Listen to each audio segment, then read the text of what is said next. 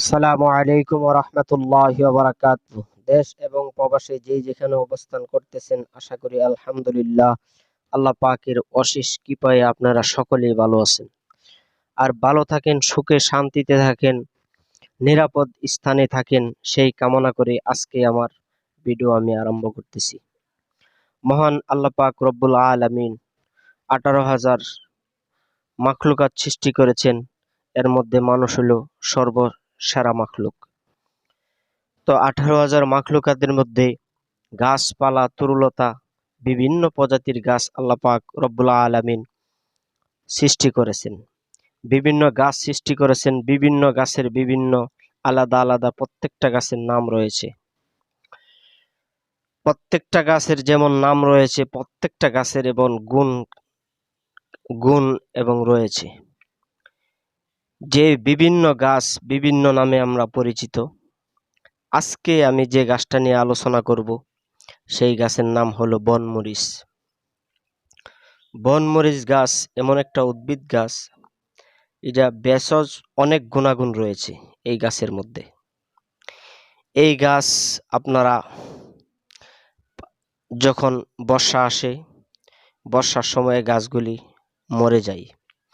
বর্ষা যখন চলে যায়, বর্ষা চলে যাওয়ার পরে এই গাছগুলি মনে করেন একটা একটা করে আবার হইলে এটার বিভিন্ন গুণ রয়েছে এবং আশ্চর্যজনক ঔষধি গুণ ক্ষমতা আল্লাহ পাক এ বনমরিচ গাছে দিয়েছে। আমাদের দেশে এটা বনমরিচ বলেই চিনে। আপনাদের দেশে কি নামে চিনে একটু কমেন্টে জানাইলে শুনে উপকৃত হব। আমি এই গাছের অনেক গুণ সম্পর্কে আমি জানি। তো আজকে মাত্র একটা গুণ নিয়ে আপনাদের সামনে আমি আলোচনা করার চেষ্টা করতেছি ইনশাআল্লাহুল আজিজ। তো আমার ভিডিওতে যারা নতুন ভিডিওটা দেখতেছেন এবং দেখবেন, দেশ থেকে এবং প্রবাস থেকে প্রবাসী বন্ধুদেরকে আমি জানাই আমার অন্তঃস্থল থেকে আন্তরিক শুভেচ্ছা ও অভিনন্দন। কারণ প্রবাসী ভাইদের কথা না বললেই নয়। প্রবাসী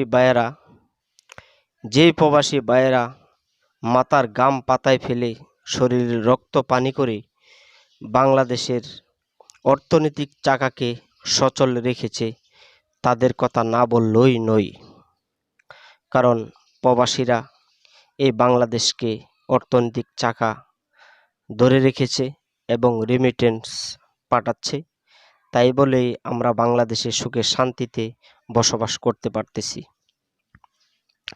আজকে আমি বনমরিচের কিছু গুণ নিয়ে আপনাদের সামনে আলোচনা করব।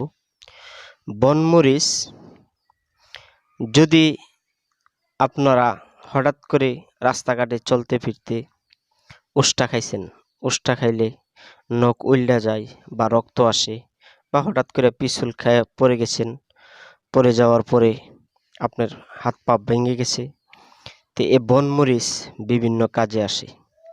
যদি আপনার কোনো কাটা ছিঁড়া হয়, এ বনমরিচের পাতা আপনি ছেঁচা রস কইরা বা বনমরিচ গাছের এই যে মরিচগুলা, এটার মধ্যে ছোট ছোট এই যে গোটা দেখতেছেন, ওই যে গোটাগুলি, এই যে গোটাগুলি দেখতেছেন, ছোট ছোট গোটা, এই গোটাগুলি আগাটা ছিঁড়লে দেখবেন এক জাতের কষ বাইরই। যদি আপনি কাটার স্থানে লাগাই দেন, তাহলে আলহামদুলিল্লাহ 2-1 দিন ব্যবহারের পরই আপনারা দেখতে পারবেন জোড়া লেগে গেছে। খাজলি পেঁচড়া যাদের হয়, দাউদ হয়, এ দাউদের মধ্যে আপনারা এই বনমরিচ গাছ লাগাইতে পারেন। একটু সেইসা রসটা দিতে পারেন বা পাতাগুলি বাইটা আপনারা দাউদের স্থানে লাগাই দিতে পারেন। লাগাইলে যেহেতু বনমরিচ নাম, মরিচের একটা অংশই আছে এখানে, এটি গাছগুলা খুব জাল হয়। তো এই গাছগুলি লাগাইলে আগে বলে রাখি, এই গাছগুলি লাগাইলে আপনি একটু জ্বালা অনুভব করবেন, কিন্তু আপনি দাউদ থেকে আল্লাহ তাআলা আপনাকে মুক্তি দিবে এই গাছের মাধ্যমে। যদি আপনারা 1 থেকে 1 সপ্তাহ পর্যন্ত আপনারা লাগান, তাইলে অনেকটাই উপকার পাবেন। যাকে বলা হয় বনমরিচ, এই গাছের গুণ সম্পর্কে আজকে কিছু আমি আলোচনা করলাম। তো যদি আমার ভিডিওটা ভালো লাগে, আর ভালো লাগারই কথা, আমি খুব কষ্ট করে ভিডিও বানাই, ঠিক আছে? অনেকে শুধু গাছ দেখায় জায়গায় ইউটিউবের মধ্যে, কিন্তু এ গাছের গুণ ক্ষমতা সম্পর্কে কিছু আলাপ করে না, কিভাবে ব্যবহার করবেন এই নিয়মটা বলে না। যার দরুন মনে করেন যে ইউটিউবেতে মানুষ কোনো উপকৃত হইতে পারে না গাছ দিয়ে। তো আমার ভিডিওটা আমি দেখতে থাকুন, দেখতে দেখতে ভালো লাগা ভালোবাসা একদিন হয়ে যাবে ইনশাআল্লাহুল আজিজ। যদি আপনারা এই নিয়মটা পালন করেন, তাইলে যদি আপনারা দাউদ এবং খাজলির মধ্যে লাগান, তাইলে পাতাগুলা বাইটা আপনি উপরে প্রলেপ দিতে পারেন।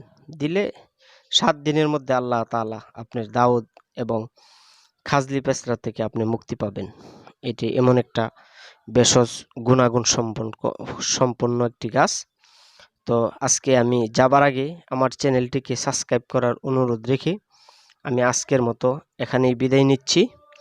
তো দেখা হবে অন্য কোনো ভিডিওতে, অন্য কোনো সময় আবার দেখা হবে বেঁচে থাকলে। আর যদি আল্লাহ তাআলা রিজিক শেষ করে ফেলে, আল্লাহ তাআলা নিয়ে যায়, তাহলে আমার জন্য খাস করে দোয়া করবেন। আমি এতক্ষণ ভিডিওতে ছিলাম, আমি খন্দকার মোহাম্মদ হাবিবুর রহমান। যাবার আগে আমার চ্যানেলটিকে সাবস্ক্রাইব করার অনুরোধ রেখে আজকের মতো বিদায় নিচ্ছি। আসসালামু আলাইকুম ওয়া রাহমাতুল্লাহি ওয়া বারাকাতুহু।